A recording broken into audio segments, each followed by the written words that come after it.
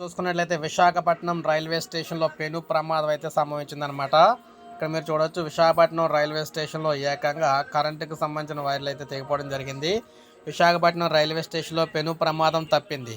స్టేషన్కు వచ్చిన ఓ రైలు విద్యుత్ తీగలను ఈడ్చుకెళ్ళిందనమాట. ఈ ఘటన మనం చూసుకున్నట్లయితే ఈరోజే జరిగింది. వివరాల్లోకి వెళ్తే తమిళనాడులోని తిరునెల్వేలి నుంచి పశ్చిమ బెంగాల్లోని పురులియాకు వెళుతున్న సూపర్ ఫాస్ట్ మనకి ఏదైతే ఉందో ఇది మనకి ఏకోజామున రైల్వే స్టేషన్కి అయితే రావడం జరిగింది. సో ఈ విధంగా రైల్వే స్టేషన్ చేరుకుంది. అక్కడ రైలు ఇంజిన్ను మార్పు అయితే చేశారు. ఈ క్రమంలో తొలగించిన ఇంజిన్ ముందుకు వెళ్తూ పైన ఉన్న విద్యుత్ తీగలను అయితే సుమారు 100 మీటర్ల వరకు ఈడ్చుకెళ్ళింది.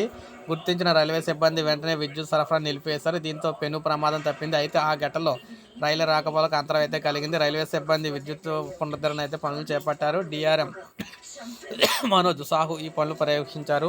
పునరుద్ధరణ అనంతరం రైలు రాకపోకలు యథావిధిగా కొనసాగి, అయితే ఒక్కసారిగా తేడా జరిగితే కరెంట్ మొత్తం ట్రైన్ అంతా కూడా వ్యాపించి ట్రైన్లో ఉన్న వారందరూ కూడా చనిపోయే పరిస్థితి అనమాట. సో అటువంటి పెను ప్రమాదం అయితే సంభవించింది. ఇప్పుడే మనకు అప్డేట్ వచ్చింది. ఒక లైక్ చేయండి, సబ్స్క్రైబ్ చేసుకోండి, మన ఛానల్ సబ్స్క్రైబ్ చేసుకోండి.